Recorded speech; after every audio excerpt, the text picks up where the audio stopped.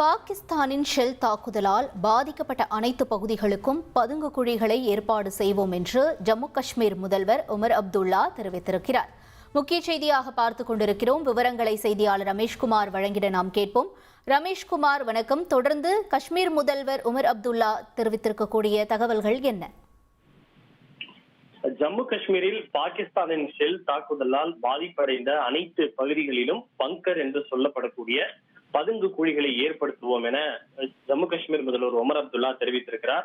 குறிப்பாக இந்தியா பாகிஸ்தான் இடையே சண்டை நீடித்து வந்த போது ஒரு புறம் எல்லை கட்டுப்பாடு கோடு பகுதியில் இருக்கக்கூடிய பல கிராமங்களில் பொதுமக்களை குறிவைத்து பாகிஸ்தான் ஷெல் தாக்குதலை நடத்தியது. இதில் பொதுமக்களின் வீடுகள் சேதமடைந்ததோடு பலர் கொல்லப்பட்டனர், சிலர் காயமடைந்தனர். இந்த நிலையில்தான் பாகிஸ்தான் நடத்திய அந்த ஷெல் தாக்குதலில் உரி, அதே போல பூஞ்ச், ரஜோரி உள்ளிட்ட பல பகுதிகள் மிக கடுமையான பாதிப்பை சந்தித்தன. இன்றைய நிலையில் இன்றைய காலை பாரமுல்லாவில் இருக்கக்கூடிய உரி மற்றும் அதனை சுற்றியுள்ள பகுதிகளில் பாகிஸ்தானின் ஷெல் தாக்குதலால் பாதிக்கப்பட்ட பகுதிகளை உமர் அப்துல்லா நேரில் ஆய்வு செய்து பார்வையிட்டு சேதங்களை மதிப்பீடு செய்தார். மேலும் தாக்குதலில் பாதிக்கப்பட்ட பொதுமக்களை சந்தித்தும் அவர் கலந்துரையாடி அவர் ஆறுதல் தெரிவித்தார். இதனைத் தொடர்ந்து செய்தியாளர்களிடம் பேசிய அவர், தற்போது போர் நிறுத்தம் அமலில் இருப்பதால் எல்லை பகுதிகளில் அமைதி நிலவுகிறது. பாதிக்கப்பட்ட அனைத்து பகுதிகளையும் சென்றடைய நாங்கள் முயற்சிக்கிறோம். ஏற்பட்ட அனைத்து சேதங்களையும் நாங்கள் மதிப்பீடு செய்து வருவதாக தெரிவித்தார். மேலும் ஆய்வுக்கு பிறகு மக்களுக்கு தாங்கள் இழப்பீடுகளை வழங்குவோம் எனவும் அவர் தெரிவித்தார்.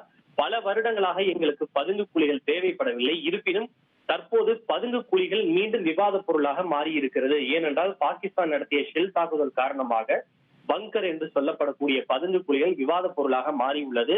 மக்களை பொறுத்தவரை எங்களுக்கு சமுதாய பதுங்கு குழிகள் வேண்டாம், அதாவது கம்யூனிட்டி பங்கர்ஸ் வேண்டாம் என்று கூறுகிறார்கள். தனிப்பட்ட முறையிலான பதுங்கு குழிகளே வேண்டும் என்று கூறுகிறார்கள். தனிப்பட்ட முறை என்றால் ஒவ்வொரு வீட்டிலும் பதுங்கு குழிகளை ஏற்படுத்துவது எப்படி இஸ்ரேல் போன்ற இடங்களில் தனிப்பட்ட முறையில் எல்லா இடங்களிலும் பதுங்கு குழிகள் இருக்கிறதோ அதே போல பதுங்கு குழிகளை ஏற்படுத்த வேண்டும் என்று கோருகிறார்கள்.